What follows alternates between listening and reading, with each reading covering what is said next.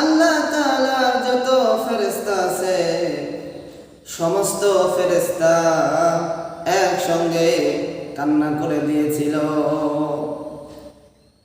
এমনকি আরশ বহনকারী ফেরেশতারাও জমিনের দিকে তাকাইয়া হাউ মাউ করে কান্না করা শুরু করে দিয়েছিল।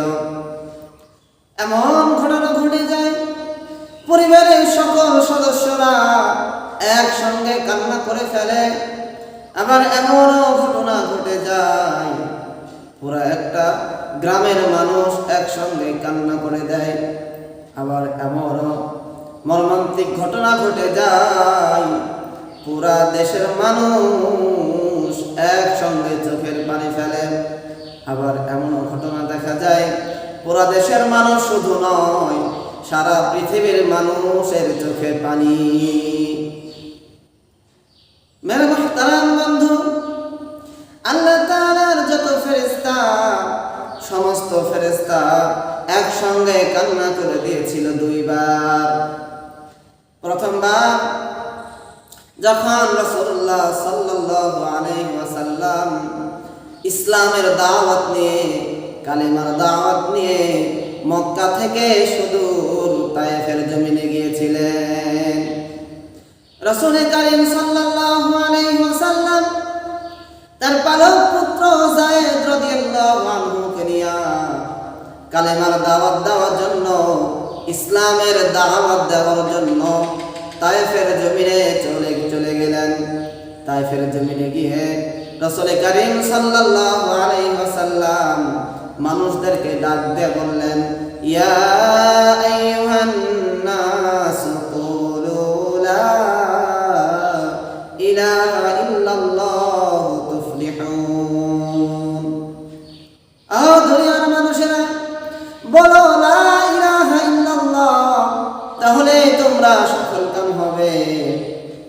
রাসূলের মুখে এই কথা শোনার পরে তায়েফের যুবকেরা, তায়েফের মানুষেরা ইসলামের দাওয়াত তো কবুল করলেনই না, উপরন্তু রাসূলুল্লাহ সাল্লাল্লাহু আলাইহি ওয়াসাল্লামকে অত্যাচার নির্যাতন করা শুরু করলেন। রাসূলুল্লাহ সাল্লাল্লাহু আলাইহি ওয়াসাল্লাম শুধুমাত্র এই কথাই বলেছেন, ও মানুষেরা, তোমরা বলো লা ইলাহা ইল্লাল্লাহ, আল্লাহ ছাড়া কোনো মাবুদ নেই, কোনো ইলাহ নেই, তাহলে তোমরা তুফলিহুন, সফলকাম হবে। শুধুমাত্র এই কালেমার দাওয়াত দেওয়ার জন্য, ইসলাম প্রচারের দাওয়াত দেওয়ার জন্য তায়েফের যুবকেরা রাসূলুল্লাহ সাল্লাল্লাহু আলাইহি ওয়াসাল্লামকে অত্যাচার করা, নির্যাতন করা শুরু করলেন। এমন অবস্থা, এমন পরিস্থিতি হয়ে গেল, রাসূলুল্লাহ সাল্লাল্লাহু আলাইহি ওয়াসাল্লাম শুধুমাত্র দ্বীনের কথা বলেছেন, এক আল্লাহর ইবাদতের কথা বলেছেন, তিনি ছাড়া কোনো মাবুদ নাই, শুধুমাত্র এই কথা বলেছেন। তারা তো এই দাওয়াতটা কবুল করলেই না, রাসূলুল্লাহ সাল্লাল্লাহু আলাইহি ওয়াসাল্লামের উপরে অত্যাচার করা শুরু করলেন, নির্যাতন করা শুরু করলেন, রাসূলের উপরে বৃষ্টির মতন পাথর মারা শুরু করে দিলেন।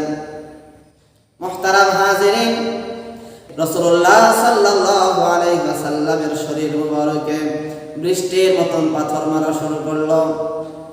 হযরত যায়েদ রাদিয়াল্লাহু আনহু বলেন, তায়েফের মানবরূপী দানবেরা হিংস্রতার সাথে যখন রাসূলের শরীর মুবারকে পাথর মারে, পাথরগুলো ধারালো পাথর, চোকা পাথর যখন তারা রাসূলের দিকে ছুঁড়ে মারে, রাসূলের জামা ভেদ করে রাসূলের শরীর মুবারকের ভিতরে পাথরগুলো ঢুকে যায়।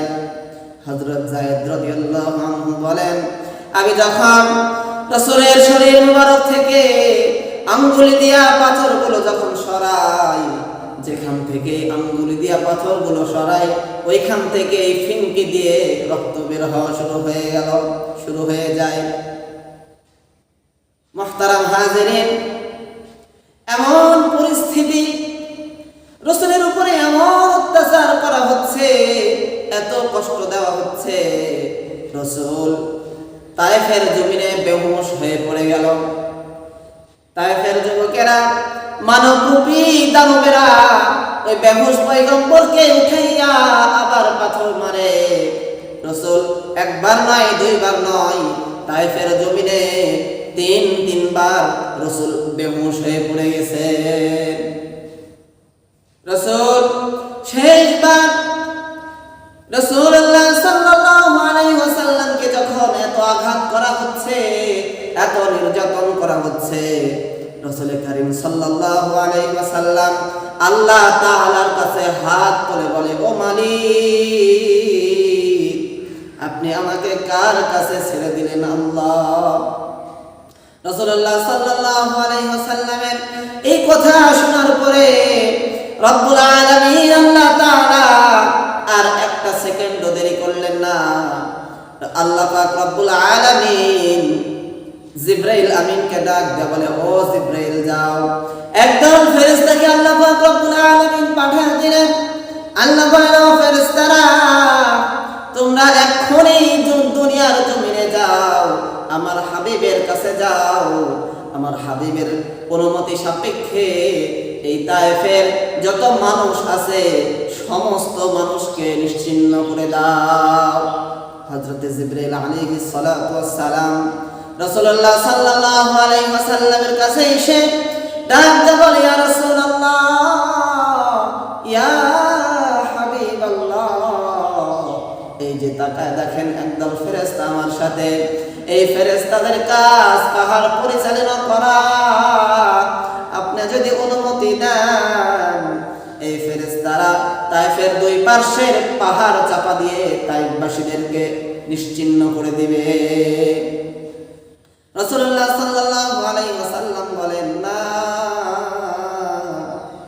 এদেরকে যদি আমার হুকুমে আমার অনুমতি সাপেক্ষে যদি ধ্বংস করে দাও, আমি এই কালেমার দাওয়াত কার কাছে পৌঁছাবো?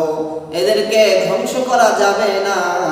আল্লাহ তাআলার কাছে হাত তুলে দোয়া করে, ও মালিক, এরা আমাকে চিনে নাই, না চিনে আমাকে আমার উপরে নির্যাতন করেছে, আমার উপরে অত্যাচার করেছে, আয় আল্লাহ এদেরকে আপনি মাফ করে দেন। সুবহানাল্লাহ।